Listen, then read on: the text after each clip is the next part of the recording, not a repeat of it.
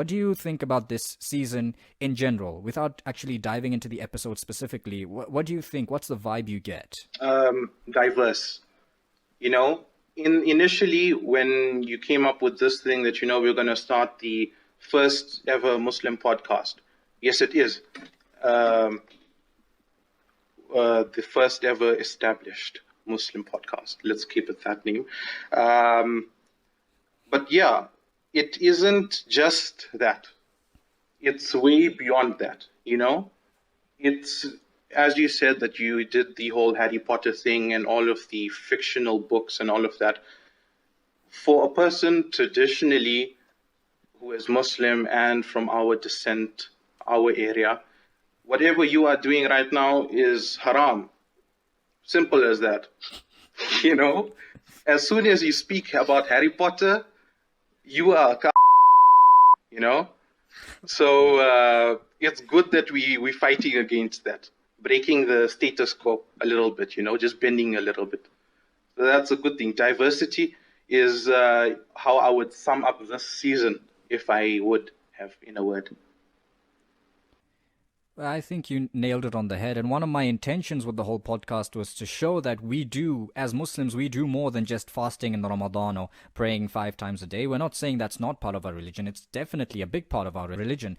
But there is nothing wrong with a Muslim who enjoys Harry Potter. I mean, go back and listen to that episode for God's sake. I mean, brother Salahuddin and I went into such depth about it, and there are so many good things that we can take from Harry Potter. And Sheikh Ismail Kamdar, I don't know if you remember from that episode, he said that while he was doing his alim course, he read all the Harry Potter books as they were coming out. I mean, how many ulama, how many scholars can have that as an achievement over there?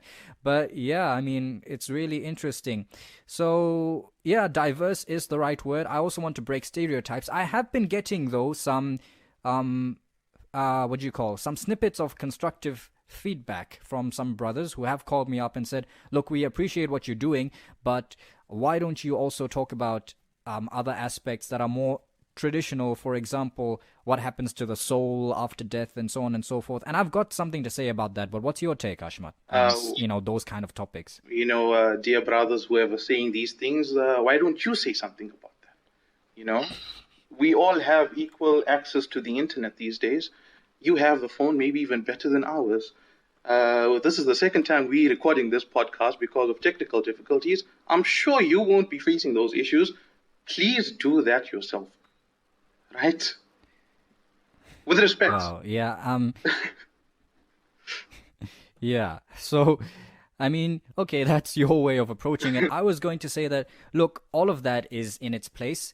And second of all, you see, those kind of topics, they need someone with that specialist knowledge to actually talk about them.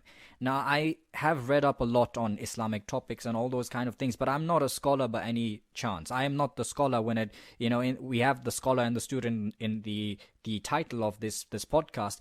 Usually I'm not the scholar, and if I am, it's not coming from an Islamic lens, because Islamically scholar means something different. So I don't want to say something that's absolutely wrong and give people a skewed image about something that they're supposed to believe in when they become Muslim or whatever the case may be. So there is a need for like special knowledge in that area, but also like I said earlier, I want to show that Muslims are doing more than just praying 5 times a day or just fasting in Ramadan, that we can also have a laugh, that we also interact with people who are not from the same religion as us. I've interviewed Kahawa Entertainment, I've interviewed Odirile, and obviously more interviews to come in the future.